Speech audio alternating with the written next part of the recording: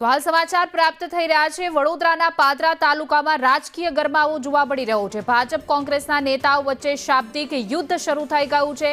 MLA ચેતન્યસિંહ ઝાલાના Congress સામે પ્રહાર।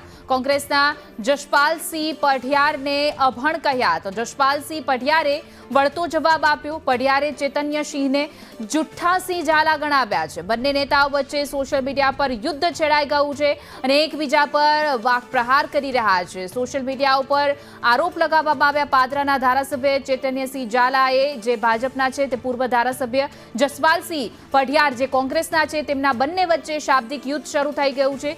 વિવાદ શાંત પડવાનું નામ નથી લઈ રહ્યું। આગામી જિલ્લા અને તાલુકા પંચાયતની ચૂંટણી આવતા પહેલા જ પાદરામાં રાજકીય ગરમાવો માહોલ જોવા મળી રહ્યો છે। પાદરાના ધારાસભ્ય ચેતન્યસિંહ ઝાલાએ કોંગ્રેસને રાક્ષસો સાથે સરખાવ્યા। કેટલાક મિત્રો પૂછતા હતા કે તમે આવો છો ત્યારે કામ આવે છે તો પહેલા કેમ નતા આવતા?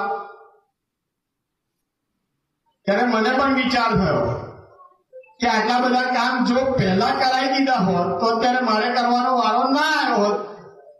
પણ મને હમણાં ખબર પડી કે ગયા 5 વર્ષ તો અભણ ધારાસભ્ય હતા, ક્યાંથી તમારા માટે કામ કરી શકે? કોઈ વિકાસનું કામ જ ના આવે। ગયા 5 વર્ષમાં અભણ ધારાસભ્ય હું નથી કહેતો, એ ધારાસભ્ય પોતે કહે છે હું તો અભણ હતો। તો અભણના રાજમાં કામો વિકાસના ના આવે।